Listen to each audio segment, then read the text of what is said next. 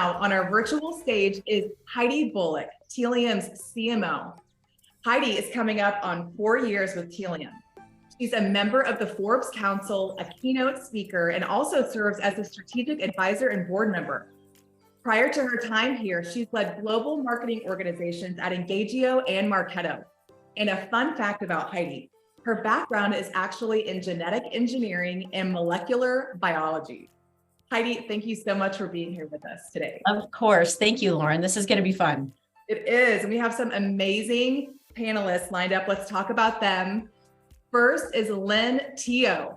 She is the CMO at Northwestern Mutual, an American financial services organization that's been helping families and businesses achieve financial security for more than 160 years. There, Lynn is transforming the marketing function to be agile, data-led, and focused on marketing effectiveness and measurement, all while maintaining brand resonance in the market. Thanks for joining us, Lynn. Next is Anna Griffin, the CMO at Commvault, a robust solution that delivers enterprise-grade data protection. She's received 2 Golden Effies, Best B2B Campaigns of the Year award 4 times. She's an Edgar R. Murrow Award winner for digital media, and she was also named Advertising Women of New York's Game Changer. Anna, thanks so much for joining us today.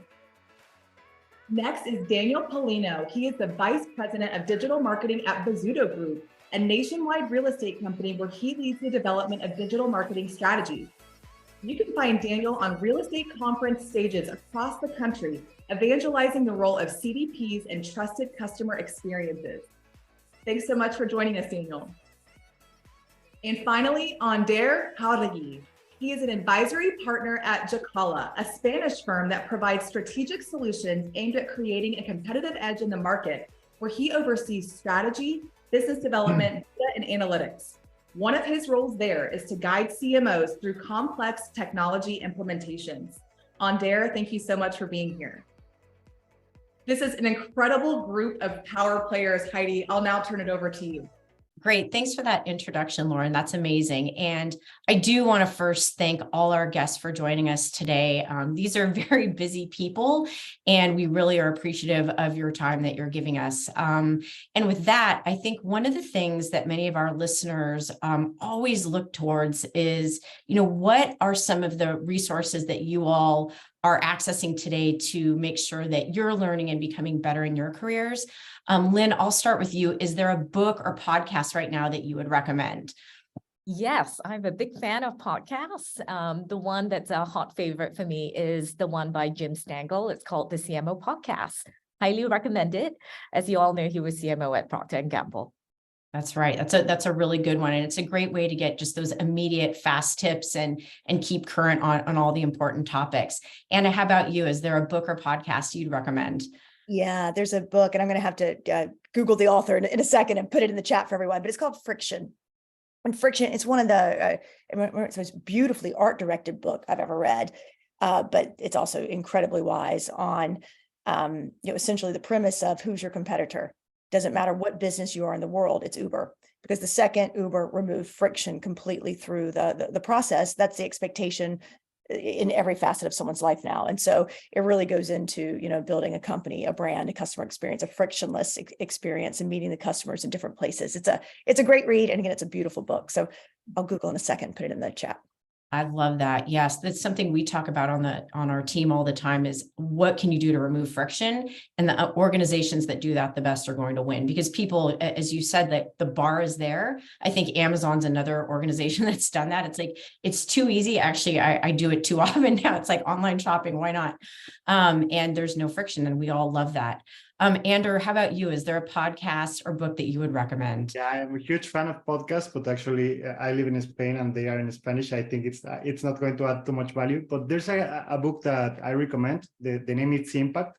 I researched for the name of the author. I don't remember, but it aims of how to impact the business, but also how to impact the society in a good way, in a positive way. And there are tons of perspectives around that.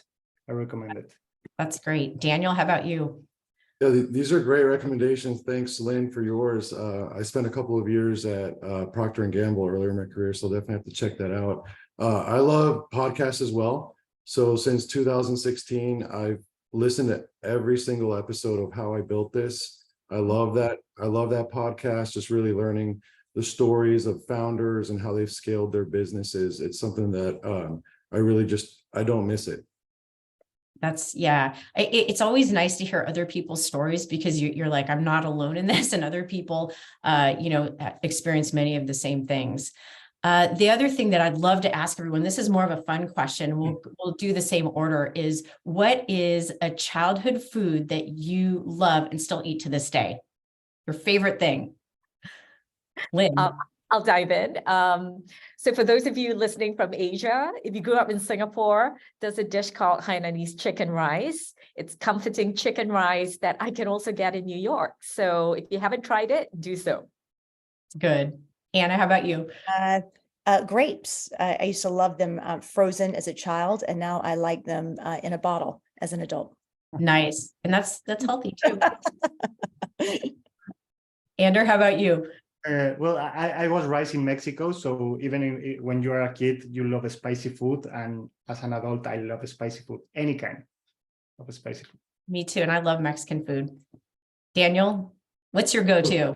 So it's a little bit embarrassing, but when I was a kid, my parents were so health conscious that whenever I went to a friend's house and they had junk food in the pantry, I would rate it.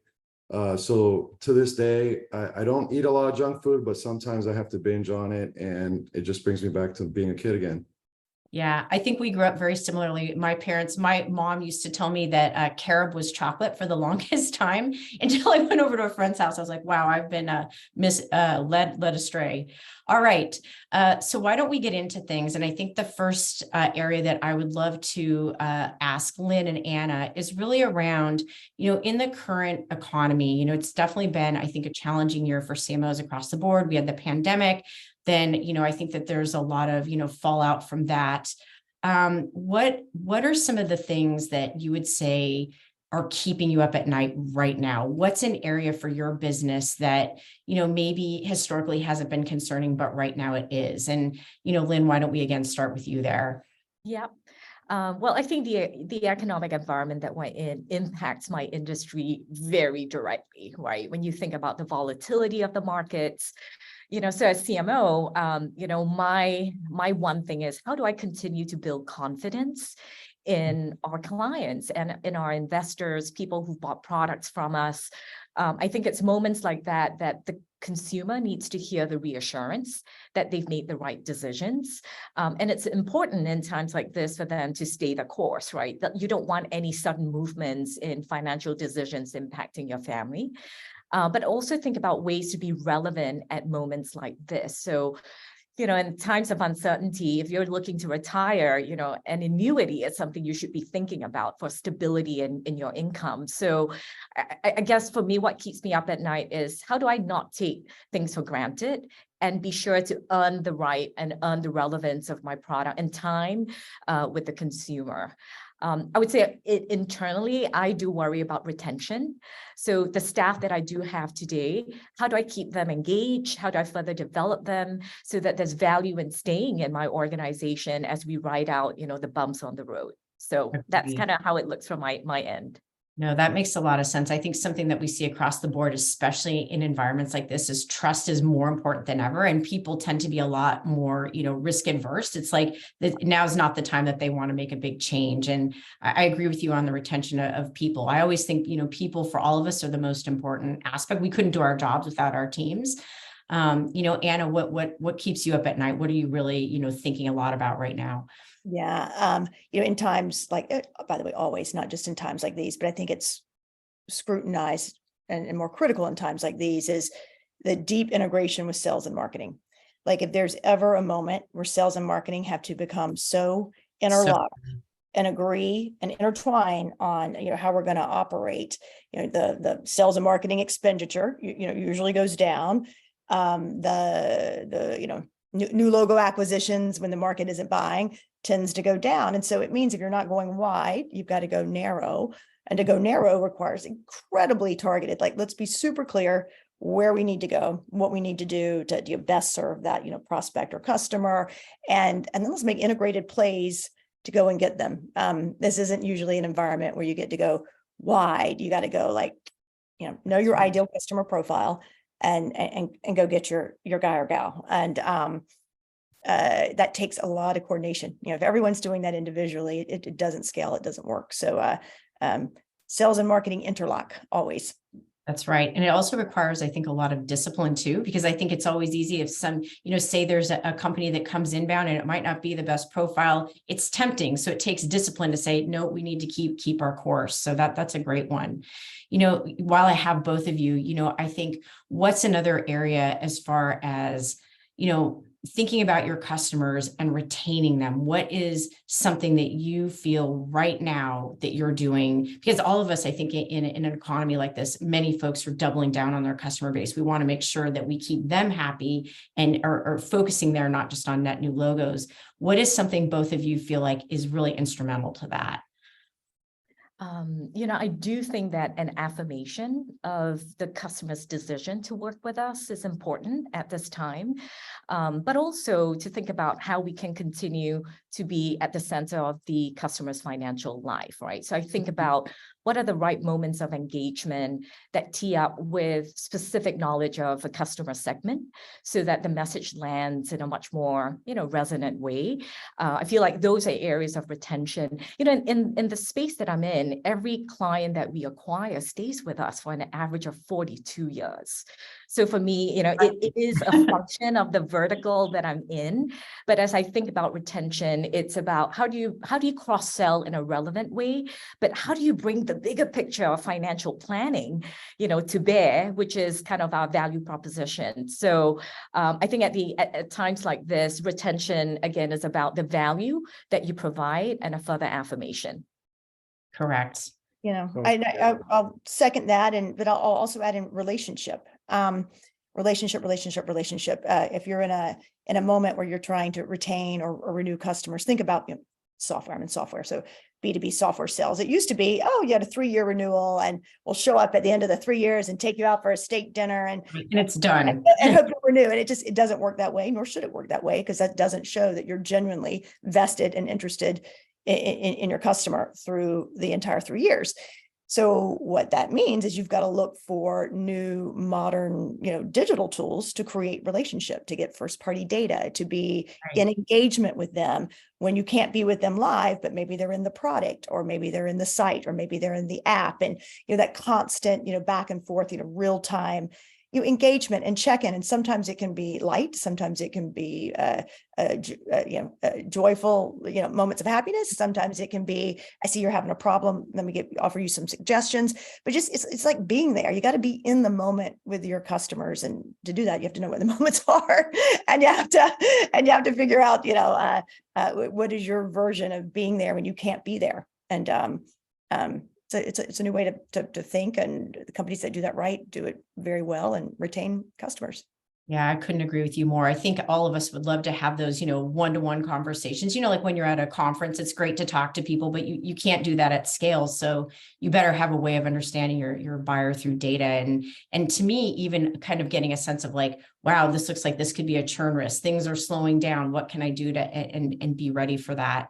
Andrew and Daniel, what are some of the things that your organizations are doing around loyalty and making sure that you have these great customers? And I often find that, we have these great customers, and sometimes we'll speak to organizations and they don't necessarily have, a program or something for their most loyal customers. And all of us can think of, products that we buy, and we might be spending a lot of money. And sometimes I'm like, I never even hear from that organization.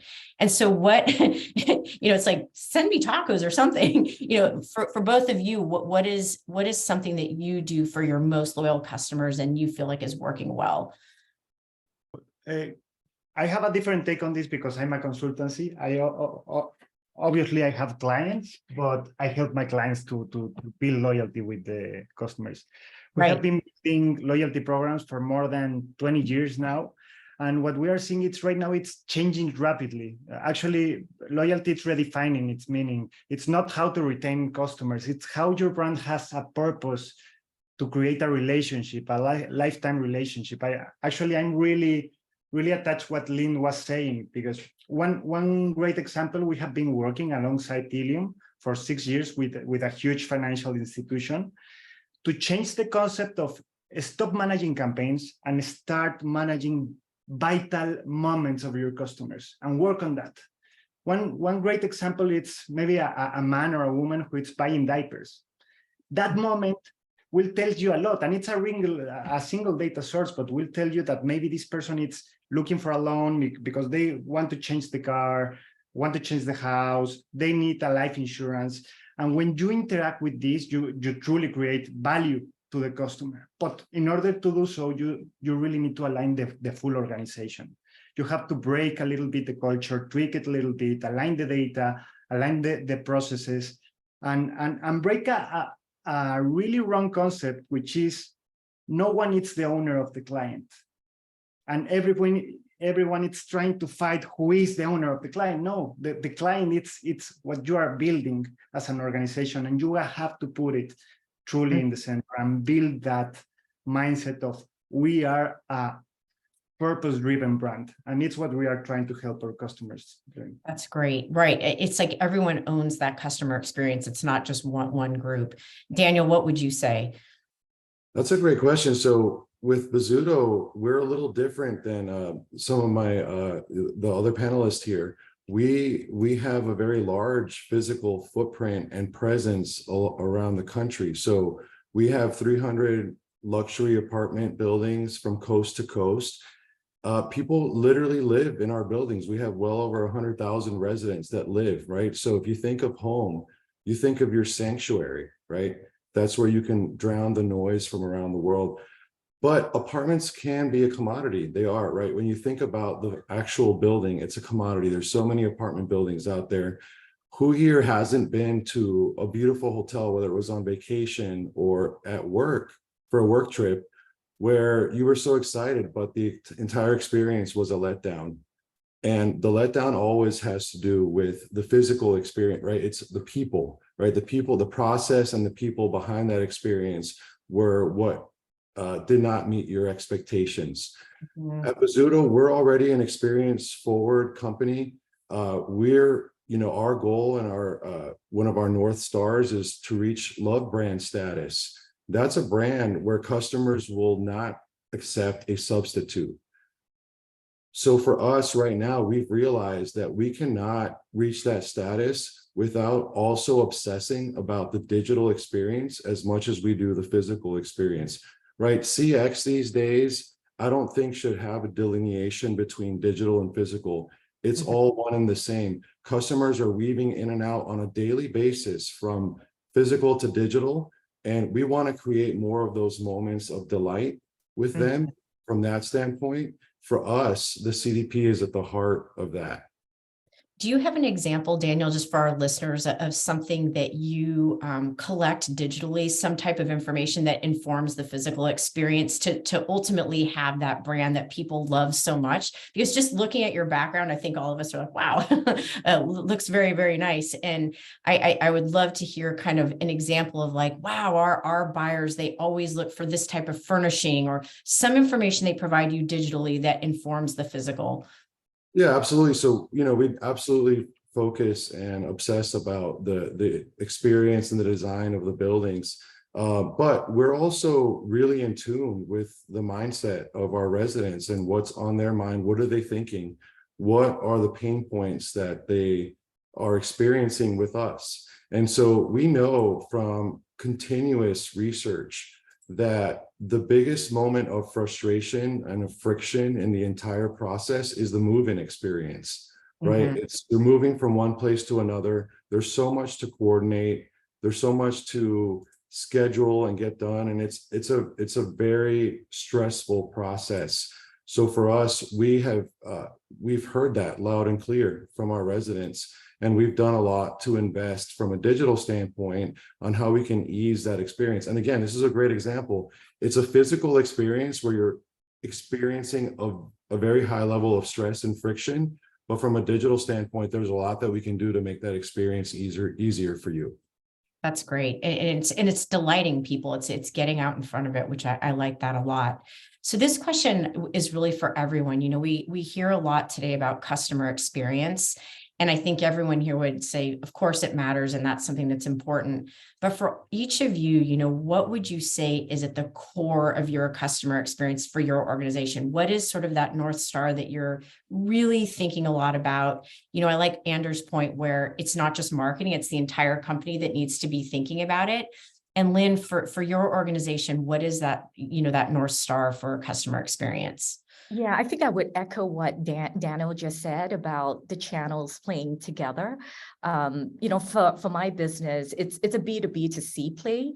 And as you know, financial advisors are at the heart of that interaction with our consumers, right? I mean, financial services is a long drawn relationship. And so for me, the optimal CXs are the ones that are designed with that interplay and orchestration of channels playing together. But I would also say anticipating customer needs. We sit at the heart of a lot of financial data about people's lives, right? And what are the opportunities for us to offer up something that a consumer may not know? Maybe there is a tax advantage way that they should be planning. And I think that the complexity of the world of finances allows us to lead the customer by offering them something that they don't know. So between that and the interplay of channels, that's where I'm focusing my time and attention. That's great. Anna, how about you for your organization? Yeah, again, think, B2B software. And I think one of the most useful things, and particularly in the type of software, we back up, the world's data, protect the world's data. So to do that, that means you're running things in the cloud, you're running things on-prem, there is a consumption model that can consume a lot based on, if you're running it in Microsoft or if you're running it in AWS, or there's a lot that goes on with how efficient your operations can be based on consumption models. So it's being in the product. It's those in-product analytics and capabilities that allow you to go, whoa, you're spinning up too much here. It's going to cost blank. Do you want to move some of this over to this cloud, or should we bring some of this back into to Here's an optimal model. It's just a suggestion, but exactly what's going to happen. Now, in the old world, if you didn't have in-product analytics, you're facing a customer situation where they get the bill at the end of the month. They go, holy cradola, why was I billed 5 times more? And now I'm over budget. No one likes. Right. No one likes that. But, there's so many in the product capabilities now for all kinds of companies. It's critical because it allows you the opportunity to be valuable. That's great. Ander, what are you seeing with your clients? I will keep it brief, but I think it's 2 things, which is consistency and be empathic. And it's the same what Lynn said. It's be consistent every touch point that you interact with your customer, and be empathic. Let them know that you truly care about them, that you read the feedback that they have around your product, service, or brand. Yeah, I agree with that. It's interesting how many organizations collect data, whether it's survey data and then you're sort of like, do you use it? Do you look at it? And I always think it's so important if you're asking, you better make sure you're looking at it, and then getting back to your buyers and customers and letting them know, like, we are looking at it, we are acting on it and taking it seriously. Daniel, just one thing, you are not going to build loyalty if you don't build trust, and that's key. Right. Totally. It's key. Yeah, I think that's true. Daniel, for you? Yeah, so for me, Amazing CX really has 4 components. It has to be intentional. It has to be thoughtful. We have to provide those surprise and delight moments, and it absolutely has to be seamless between physical and digital, right? So who hasn't experienced the pizza delivery tracker on one of those apps, right? It doesn't make the pizza arrive sooner, but it surely reduces stress, and it helps to make your day a little bit easier and have one less worry. That's a subtle signal that this company is thinking about me at different stages, and it helps you to think as a consumer, what else is this company thinking about and doing in the background to make my experience with them better? Yeah, that's a great one. I like the pizza example, especially for people with teenagers, that one hit home. Okay, Daniel, while I have you, what is your organization doing right now to be smarter and more efficient with the resources that you have? And when I say resources, that could be your dollars and your people. I think that's an area right now everyone's really feeling. And so any kind of tips or advice that you would give to folks listening there? Yeah, so I think all of us are always looking for that arbitrage opportunity, right? What can I be a first mover on that people are going to be behind me and my competitors are going to be a little bit behind, and I can do first and be a first mover on. For us in our industry, one of the things that we're heavily focusing on right now is all around machine learning and AI to inform and optimize our media spend, right? We have, again, 300 communities throughout the country. We have a lot of our residents that move out on a yearly basis, and we've got to fill those empty units. So there's a quite large of media investment. Lead generation is something that we focus on a lot. And right now there's so much happening in the digital marketing ecosystem and paradigm shift in regards to how we can market the tools that are available. And for us, excuse me, for us, one of those opportunities is really leveraging technology, right? So where can we reduce spend and people effort, right? So we've been working very closely with our agencies to reduce cost by leveraging technology.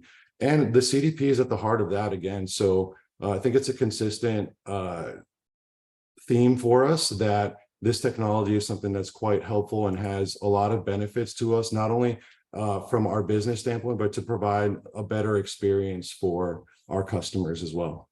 Yeah, that's a good one. I think reducing ad spend and just being efficient with it is one of the, it's probably one of the most straightforward and practical use cases, hands down.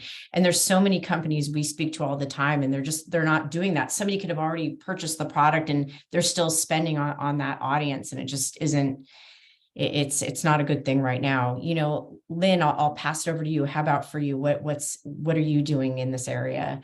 Yeah, I think certainly an efficiency play is probably what all of us are thinking about at this time. And for us, we've approached it by doing kind of market sizing as the very first part of our campaign planning. So we're not trying to hit everyone in market, but we're making choices, tough choices about where the media dollars go, where we think that there's a highest probability of success. And I would also say partnerships with our data team, whether it's propensity marketing or, just making sure that every dollar is maximized. That's kind of where we're headed. Understanding that the CDP is yet another way for us to be able to action those segments, right? Once we've isolated them. So it's a productivity and efficiency play.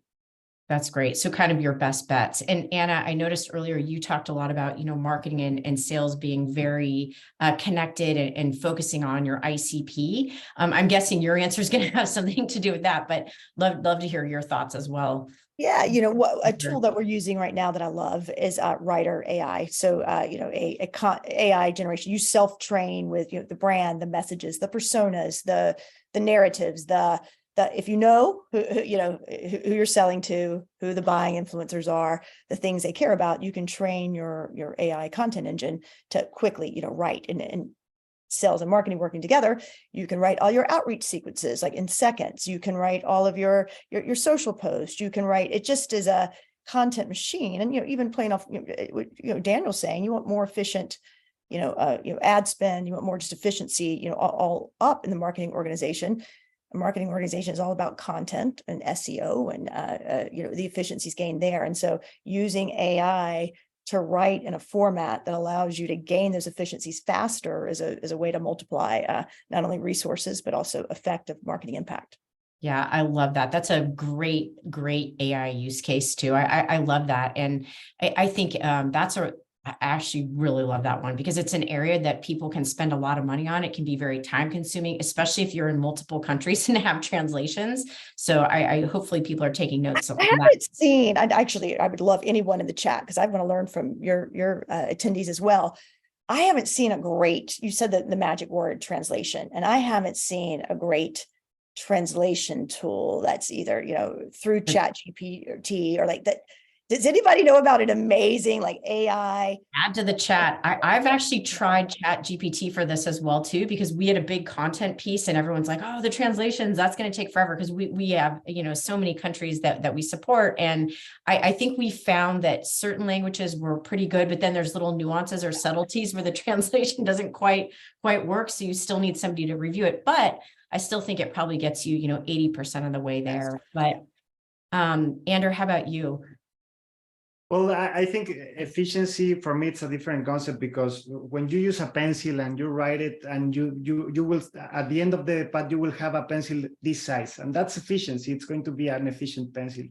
But we try to work with potency, how to truly use the data to maximize the business that you can acquire, to look for new areas, to try hyper-localization, to don't overspend, but really try to focus your spending where you can increase your reach. And it's something that we are really keen on. That's great.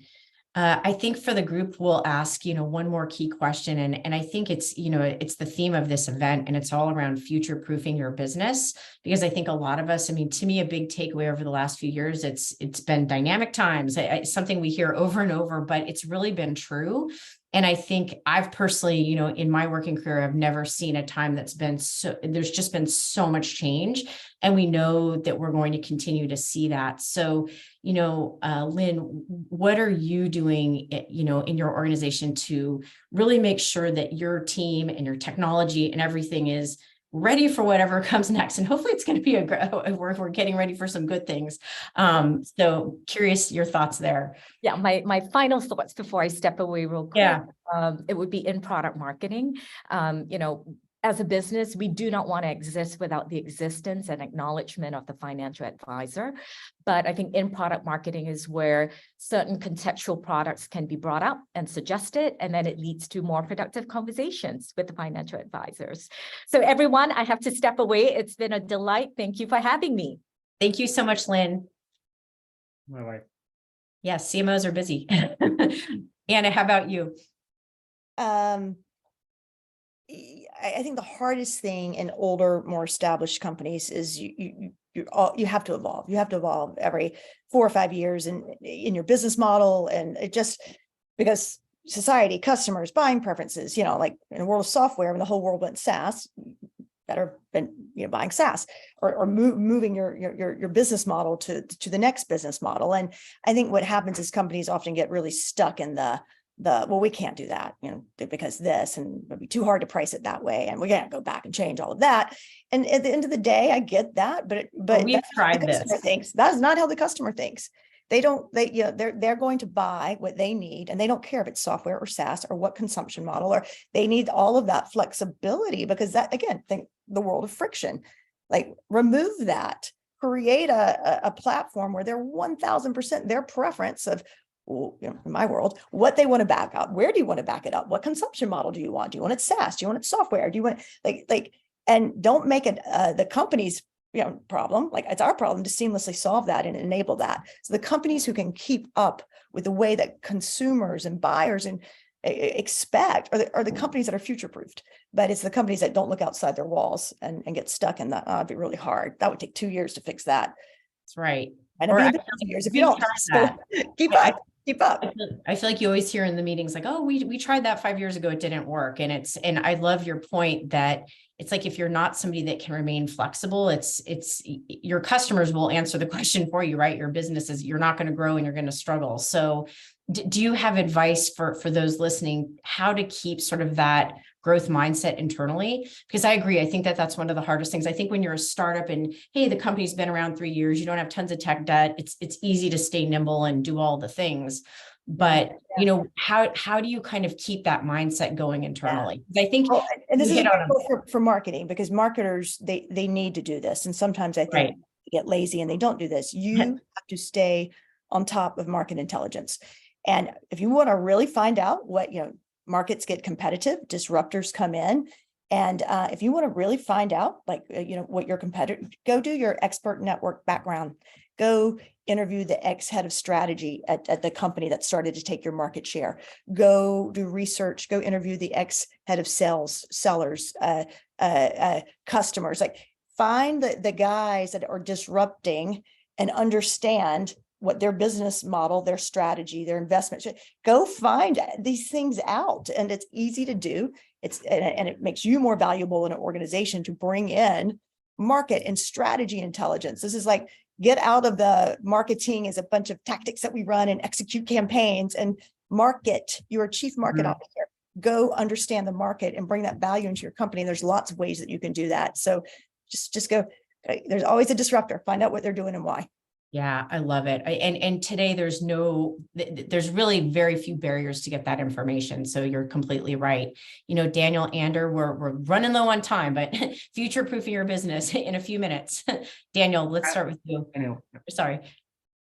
Sure. So for us, like many other businesses that have a large physical footprint, post-pandemic, we have had challenges with staffing. So we've taken a very close look at what does that mean for us. And what we notice is we have a job that requires people to be at the property 5 days a week, 5 or 6 days, depending on their schedule. But they were spending a lot of time interacting with not only with residents, but also with prospects behind a computer. So think about it, you're required to be somewhere, but most of the time you're behind a computer engaging with people digitally. So we've been investing heavily in technology, AI, to take that part of the job away from them so that they can spend more of their time focusing on those face-to-face interactions that are so crucial to our business and that help us differentiate the experience. So we're looking for technologies that focus both on the experience of our customers and our prospects and our team members. If there's any technology that we're assessing that doesn't obsessively focus on the interaction between those two and finding that synergy, then it's simply a deal breaker. It's not something that we're going to invest in because we've got to think about our stakeholders and providing the best experience. We say happy employees equals happy residents, and that's really what we want to focus on. Yeah, I love that. Ander, take us. Totally agree with Daniel. It's pretty similar for us because we are taking advantage of the technology to dignify our people's work, to truly keep the monkey task away from them, and invest a lot in soft skills, because what we want to bring into the table is to help them to create criteria, to take decisions, and be single-handed to take action with our clients, because we are a consultancy. Our value is people. So our main investment is in soft skills and people. Yeah, I really like that last point. I think it's so important. I think a lot of people forget that marketing is not just the marketing team, it's your employees, it's every touch point that your buyer's having. And if they, Anna, you can relate to this. If somebody has a bad experience with an SDR, that's a big negative, right? It's like if they have, a bad experience in an in-person store. So I think that's a really key takeaway from this. So I think we are at time. I want to thank all of our, amazing panelists. I feel like I could speak to all of you for a lot longer and get into these topics more, but we really appreciate a lot of the insights. I mean, to me, the big takeaways are you need to have, all of these key data touch points and have the ability to really interpret those and then act on them quickly to delight your customers. I think we've all learned that, you have to stay nimble. Anna's point, you can't kind of stay stuck in the past and keep doing what you're doing to push forward. And, the customer's at the center of all of this, and so is data. So with that, I will pass it back to Lauren. Thank you all for joining us today.